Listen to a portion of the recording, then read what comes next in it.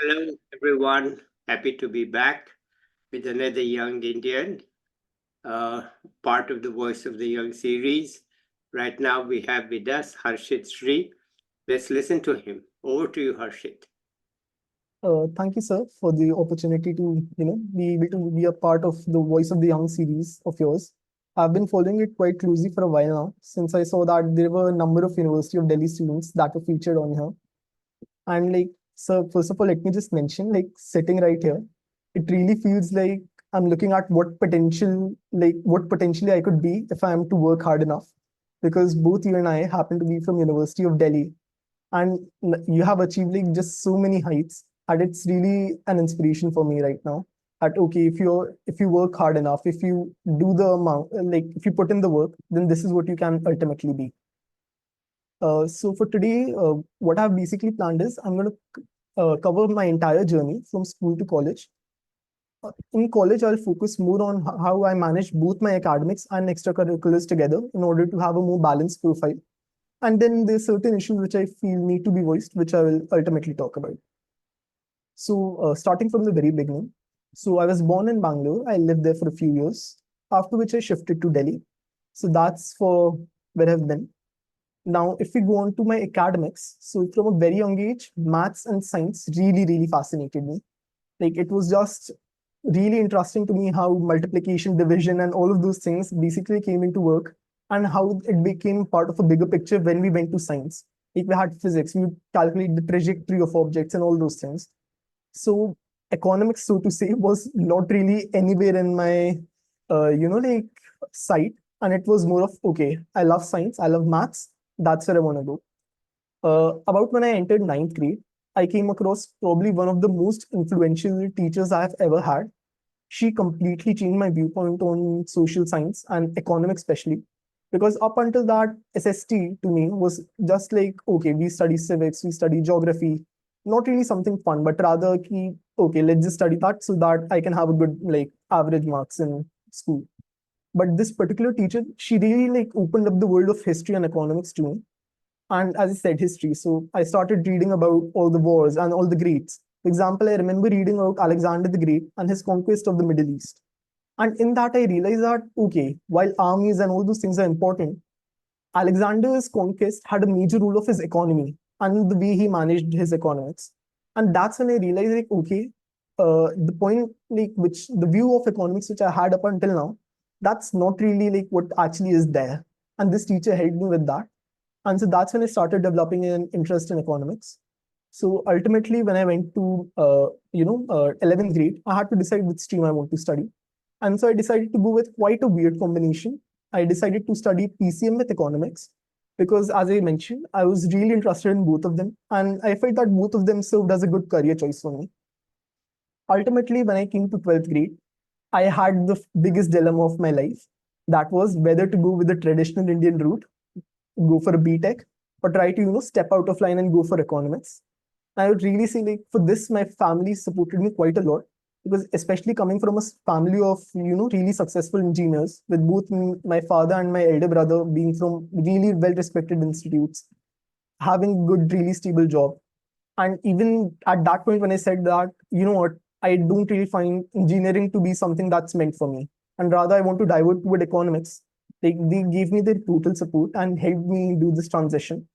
After which I ultimately gave the entrance exam, and yeah, here I am at the University of Delhi studying Bachelor's of Economics.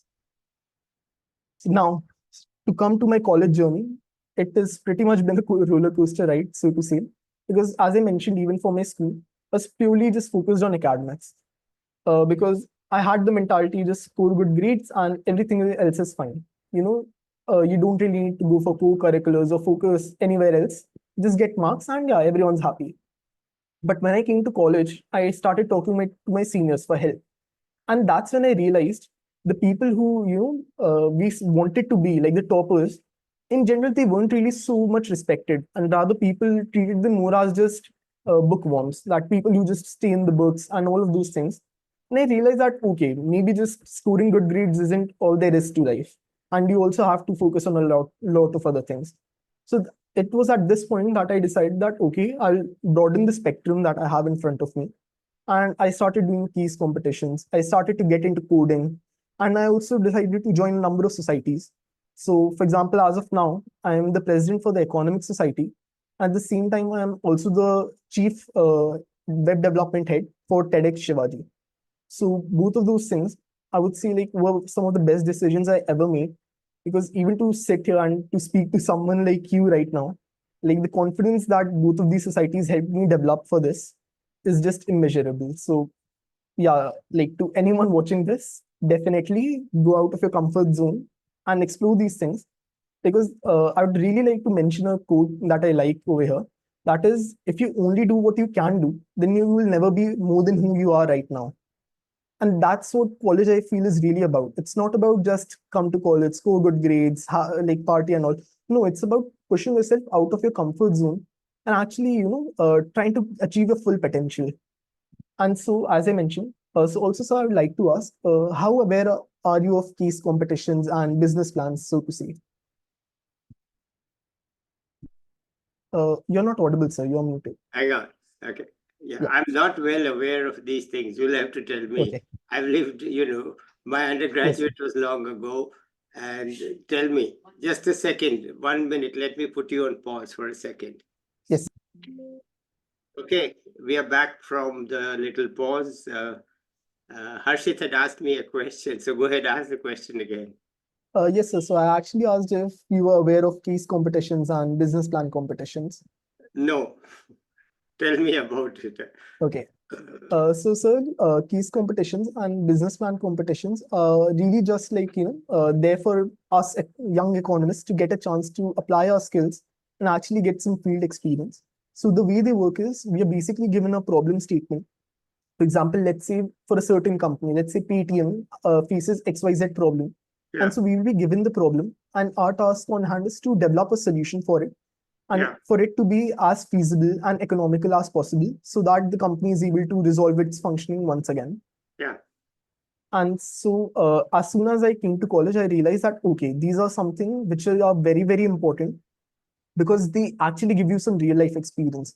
yeah, Because in real life, okay, even though we study so much of theory and economics, that's yeah, a lot of it isn't actually applied in real life. yeah, But these things, they give us an opportunity to actually realize what consulting is and what's actually expected of us once you get into the real yeah, world. yeah, And so I really got into them, and correct. I had some great teammates. And Yeah, as soon as we like catch the rhythm, it was just a great experience. yeah, They helped me grow so much, learn so yeah, many new things. Because as I mentioned, I'm from science background, and yeah, so I didn't even know the basic, like the most basic of commerce terms. Like yeah, my teammates would mention things like, "Oh, what's the beta for this?" Or let's say, "What's FMCG?" And these terms are just like right over my head. Like I yeah, have no clue what those meant at the yeah, time. So that was a huge learning opportunity I had. But one major problem I faced in my first semester was even though I worked harder than I have ever worked in college for the rest of the 5 semesters, still when I got my result, it was good. I was happy with it. I had topped in my college, but it wasn't really anything extraordinary. yeah, Like for the amount of effort I had put in, because I was pretty much like studying 4 to 6 hours a day, even yeah, though I was like focusing so much on extracurriculars. yeah, And that's when I realized that, okay, maybe my approach isn't the best here. And it was at this point that I decided that, you know what, let's reach out to some of my seniors yeah, and let's listen to what they have to say. Because right. obviously they have one more year of experience as compared to me. Yeah, And it was at this point I would say I found some like really, really groundbreaking things yeah, about how my approach was just completely wrong. Because I continued with the traditional approach we had in school, just solve every question given in the book, write down the important things, and that's yeah, great. And it was at this point that I realized that my approach was completely wrong. And moving into my second semester, my CGPA just like completely skyrocketed yeah, just because some of my seniors told me some basics. And that's when I realized that why aren't we just telling this information to everyone? yeah, Be- Because these are some very basic things. Like they didn't tell me some rocket science. They just told me like, okay, when you want to practice questions, like practice them in a particular way. When you're trying to understand a concept, do that in a particular way. yeah, And I went out to my seniors. I asked them, like, when you have so much knowledge, why aren't you sharing with yeah, everyone? Like, everyone can benefit it so much. And the most common response I got was, they said, "यार हमारे लिए किसी ने नहीं किया था." So Yeah. we never really thought about, Right. like giving it forward. Right. And that's when I sort of realized that Mm. we have this, like, vicious cycle going on in college where we don't want to help people simply for the sake of it. Yeah. And so at that point, I decided to start my own initiative called Study Siege, Yeah. through which I basically guided any of the first years that came to college. I would give them study material, I would hold weekly seminars, and I would also call industry experts to come and guide them basically Yeah. on what to do, what not to do. Because I realized that even giving this basic amount of knowledge to students in the first year can really help them, can really set them apart for the next 3 years of their journey. And so, yeah, study season has also been quite a great experience for me so far. I've been able to connect with so many students, get to know so many new things which I never really thought I would learn. But yeah, and one positive effect that I could see from Study Siege was that this has broken the cycle of not helping people just because no one helped us. Because just right now, like I entered my third year, and I realized that quite a lot of my second years, they're helping the first year students simply because they're like, yeah, there was someone who guided us. So it's only good that we push it forward. Mm. So that's something really great that I found in college. And that's also one thing that I would like to ask you, sir. Like when But you were before in you your, ask me, let yes, me sir. congratulate you. It's a fantastic effort. Okay.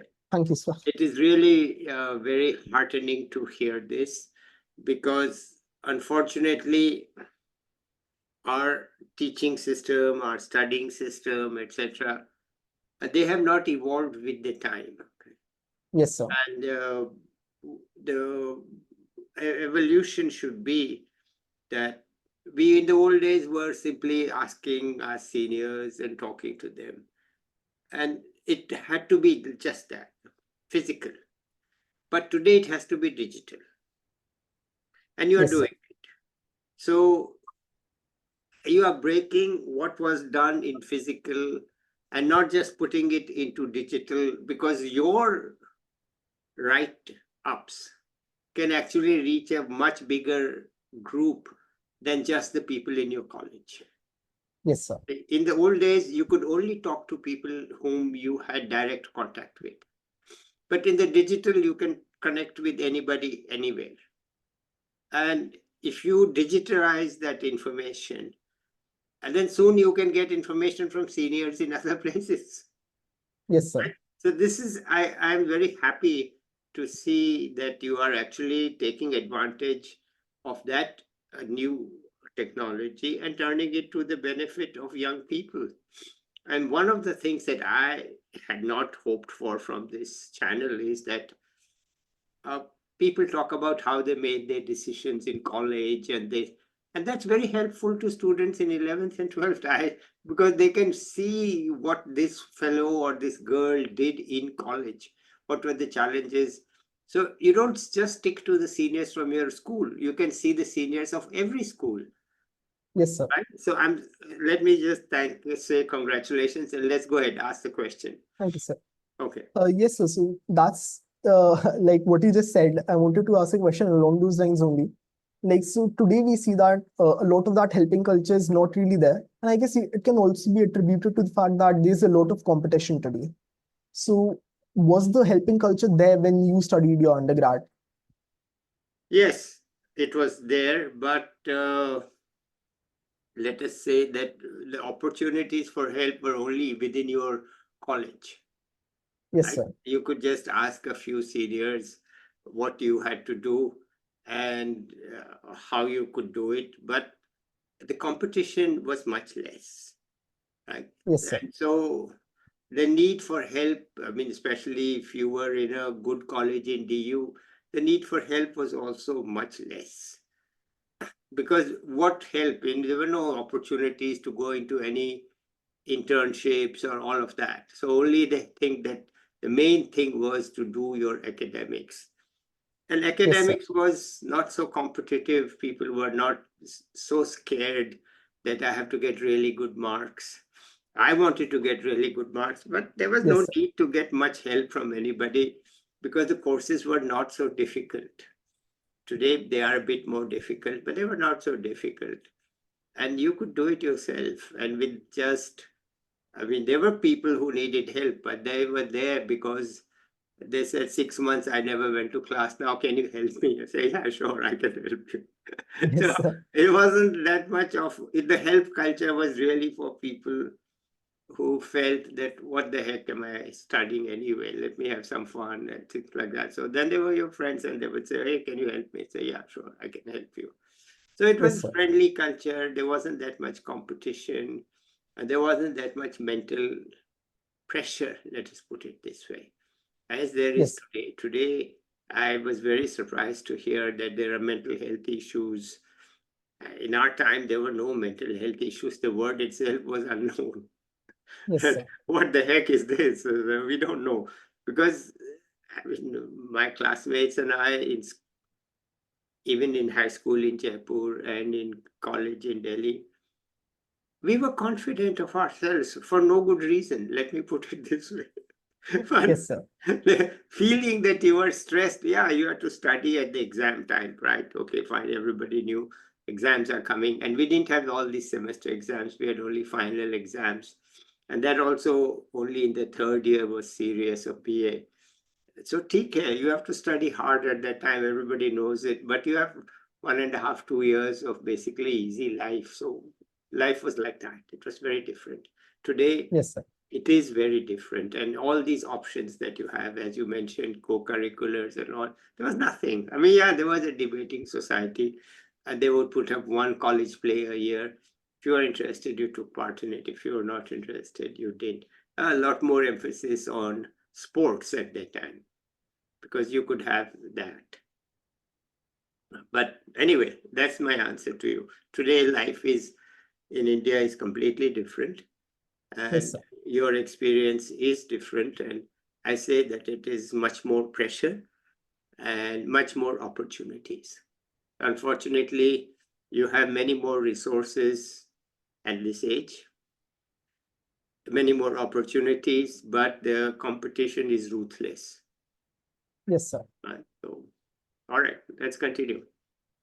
So, sir, like just adding on to what you said, something that will really make you happy is that Delhi University just started its Vice Chancellor's internship scheme. So basically, around 150 to 200 students are selected every year to just go to the Delhi University Central Campus, and we are given an opportunity to work as an intern over there in order to gain that real life experience. And similarly, even quite a number of colleges have started their own principal internship scheme in order to ensure that the competition, even though it's quite a lot, we are also able to generate just as many opportunities for the students. So this way they're able to get the real life experience, and at the same time it helps reduce stress for us because we know that okay, like we have so many extra opportunities. Even if we miss one or two, then it's not that big of a deal. Mm. So coming back to what I was saying, so Well, yeah, let me that just say, yes, sir. in my personal case, and I had no interest in the real life experience. Okay, So sir. I, you know, when I, so even when I was teaching, some of the students would say, "Can you tell us about the real world?" I would say, "Go somewhere else. I don't know anything about it." Finally, one day, I got an offer to do something in the real world as an economist, and I say, "Look, I don't know anything about this. What the Yes, hell sir. are you talking about? The real world? I don't know anything. So why are you asking me?" They said, "No, no, no. You come and do our work." So finally, I had to learn something about the real world. They say, "Okay, fine." And so there is an advantage to being very strong in theory. Yes, sir. Okay, to be able to think from first principles, not so much as theory. I want to say this now, to be able to think from first principles, to be able to think on a problem from first principles, not from what's already happening. So the real world tells you what's already happening. Yes, sir. But then you want to think about it from first principles. And I'll give you an example of this channel itself. Okay, Yes, sir. there's no channel like it anywhere. No, none. It just came out of my head one day. And it breaks all the rules of channels. Okay. There's no time limit. There's no need to have great qualifications. There are no questions. It breaks every rule. Why? Yes, sir. Because I thought from first principles. And there are only two ideas in my head, that Indians today are very good, and you are proof of it. Young Indians are very good. And number two, Indian society doesn't recognize it and doesn't give them an option to talk. Then what the Yes, hell? sir. I'll give them that option to talk. How will I do it? Who will do it? Forget it. I don't need to know all that. I just need to know these two things. Yes, sir. And from this, I will try. And here we are. Yes, So, sir. how other people do interviews? No idea. Never looked. What else have people done? Forget it. No way. Who's going to, my age, I'm going to spend my time looking at, no. Just think from first principle. So this is a key point I'm trying to give to creative young people like you. Yes, sir. Yes, the real world is very important, but look at the real world problem from first principles. The real world problem that I identified was, I boiled it down to 4 words. Seniors speak, juniors listen. Yes, This sir. is unfair. Okay, that's 7 words. Okay. Or I'm going to change it. That's it. So it's from first, and then say how? Okay, forget it. Whatever anybody has done doesn't matter. I am going to do it in my way. So this is, I mean, it's one thing to, do this. I mean, it's very good to do case studies. It's very good to learn the real world, but it's equally important that India needs big changes. Okay, Yes, let's sir. say you can't just score 2 runs. You have to hit sixes. We are playing T20, not test matches. Yes, sir. Okay. Today we are in the T20 age, not in the test match. Oh, one maiden over, everybody claps. I say, what? Maiden over. Do you even know what is a maiden over? Yes, sir. I do. But do you want to see a maiden over? No. Yes, sir. You want to see some fireworks. You want to hit some sixes. So young people like you should have that in mind. Yes, Where sir. am I? How am I going to hit a 6? How am I going to hit 3 fours in a row? Right? Yes, sir. Or if I'm going to take 3 wickets in a row, my hat trick.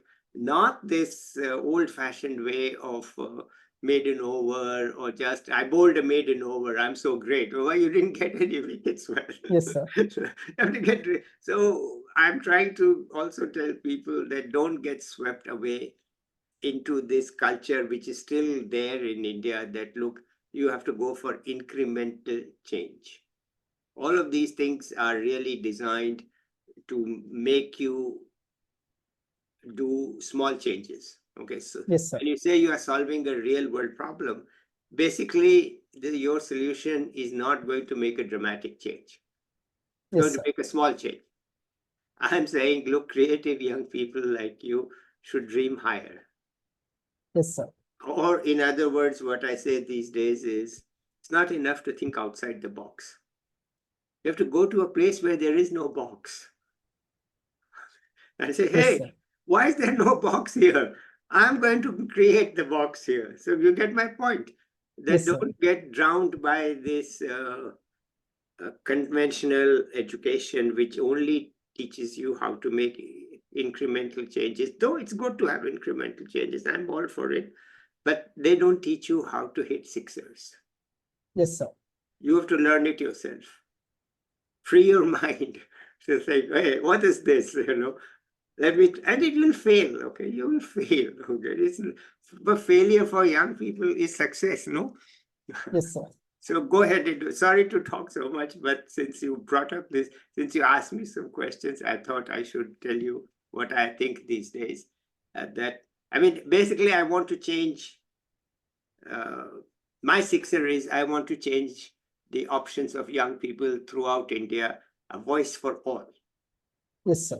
I don't want, and I want to turn it into all Indian languages and get to each, give a voice to everybody, democratization of the expression of public opinion.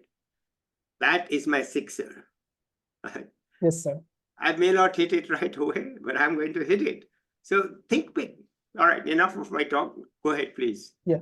I mean, sir, like what you just said, like I highly relate with that. I mean, just to like, give you an example, like you mentioned cricket. So if I give you an example from my side, so for example, my grandmother, she used to make this amazing pickle using like mangoes, and I just loved it. And the recipe she had for it, she kept it a secret. She was like, no, no, no, I won't give it to anyone, and all the things like that. But like as you mentioned, like this is a voice for young Indian. So that is like our voice is this recipe for that pickle. And we over here, we get a chance to spread that tribal knowledge across all of India. And then it's for the students to decide that, okay, you know what, I'm just not going to listen to this person or this person. Let's listen to five of them and let's decide for myself, like what's the best. Because no one's perfect. Like even what I'm seeing right over here right now, like there are going to be major flaws in it. And so they can decide for themselves that, okay, you know what, these are the flaws that he had. I'll just focus on the good. I'll also pick the goods from here. And then I'll try to make a perfect plan. Yeah. And so yeah, that's like this initiative, I surely believe like it enables us to hit sixes. Okay. All right, good. Let's go ahead. Yes. So continuing on with what I was saying earlier. So another one of my biggest mantras for success, I would say in college, that I really see just completely gone today is being shameless. Because like I have seen that there's this huge culture among students today. Like a lot of my friends, they will after the class is done, they will come to me like, Harshit, can you like teach us this topic? And like the teacher was just here, like, why didn't you ask her? And they're like, oh no, the teacher would think maybe I'm stupid that I couldn't get the point. But like, not asking the question is what's actually making you stupid because then you don't understand the point. Yeah. And so that's one of the biggest things I learned in college. Just be completely shameless. You have a doubt, hold on the entire class for 30 minutes. Just keep asking your doubts until you know what's like the reason behind the thing happening. Like, let's just not say that, okay, your aggregate supply curve has moved upwards. Like, why did it do that? Yeah. So asking those questions via being shameless, that has contributed quite a lot to my journey. Because that's what I did with my seniors as well. Like, I would randomly just call them any time of the day, and I'll be like, "Bhaiya, mujhe ye cheez samjhao." And till the time I wasn't satisfied, I just won't let them go. I'll be like, "Nahi, nahi, samjhao. Tell me again. Tell me again." And so this shamelessness is what helps you grow in life. And just, like take whatever motivation you have. For example, initially I remember like even though it's like quite a stupid example, but this is what I used to think. Like when I used to go to coaching classes, I had a similar mindset, like, okay, I will not ask my doubts, otherwise they will judge me. And then I was like, I'm paying for this service. Let them think what they want to think. Like, it's fine. And so that's one of those things. Now, moving on, as you mentioned, that we also need to think from first principle. So that is also something that really resonates with me. Like, I would say throughout my college journey, that's what I tried to do. Like instead of just constantly being like, okay, let's move forward, move forward. It's also like, every now and then go back to the first step and just look at the bigger picture of what exactly is going on. Because I realized that, I just constantly mention like I did this competition, I did, let's say, academics, I did this. But one of the major things that I realized was that I couldn't afford a burnout. If I just constantly kept working, like, okay, I'll put in 8 hours a day, 10 hours a day, at one point, the body is just going to give up. It's going to tell you that, look, this isn't what our body is meant for. I quit at this point. And so, because of that, I also believe that having fun every now and then is very, very important. Like, throughout my first 2 years of college, I remember every Saturday was a movie night with my friends. We couldn't, like, obviously we couldn't afford to go to a movie theater every Saturday. Those things are very expensive. And so we would just get on a Google Meet. We'll be like, okay, one of us has a Netflix subscription, so we'll just use that and all of us will watch the movie together. So that really just took away from the stress of the situation. Just because for one night we were able to feel that, what, even though there's so much competition, for one night, let's just have fun. And I believe this is something which is very, very important in college because I see people operating on either extremes. Either they are like, okay, I'll just work till death, and that's how I want to achieve my goals. Or the other one is, I'll just have fun, like college degree doesn't really matter. And so I believe it's very important to maintain a good balance between the two of them, that you are able to have fun while at the same time you are able to work quite hard. So it's, like how we say it's work hard, play hard. When you're playing, focus on having fun. When you're working, focus on achieving.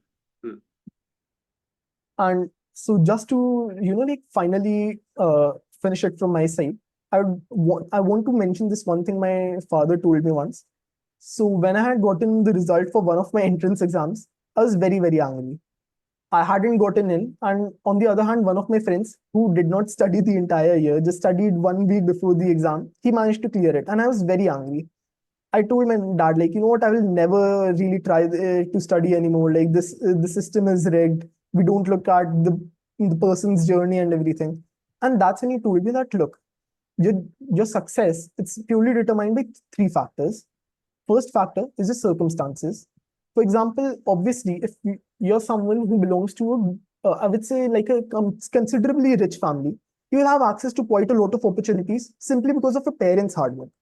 I didn't do anything to deserve this, but today I'm here, like I'm able to speak to you because I have a laptop that my parents bought for me. Whereas on the other hand, another kid might not have that opportunity. So your circumstances play an important role, but your circumstances aren't decided by you. They are decided by your parents' hard work. Then comes the luck factor. A lot of times you work really hard, but still things don't work out. For example, speaking from a student's point of view, a lot of times we leave a particular topic like, I am not able to do this, let's just leave it, it won't come in the exam. If luck works in our favor, it won't come in the exam. If it doesn't work in our favor, we'll have a 20 marker from that one topic. And so once again, luck is a major factor in your success. But once again, luck is not in your control. That is something, let's say, under God's control. And the third and only factor that is in your control is the amount of effort you put in. And that's when I realized that, okay, if you want to succeed in life, the only factor you really have that you can control is effort. And so, yeah, that's the thing. If you want to succeed, put in the effort, work hard, and just hope for the best. Hope circumstance and luck also come into your favor. So, yeah, that's it from my side, sir. If you want to ask anything. Well, no, I have no questions. I have already talked too much, but Yes, sir. you've already told me what advice you have for other people. And I think you are all set in your path and you're very clear in your ideas. And it's a great journey, remarkable. And of course, you have many years ahead of it. I'm sure you'll do well. So I have no questions for you. So let's end it here now. And I'll be Yes, sir. back with another young person or an expert soon. Till then, bye, everybody. I want to talk to you offline a bit. Okay. All right. Yes, sir. Bye. Bye, everybody.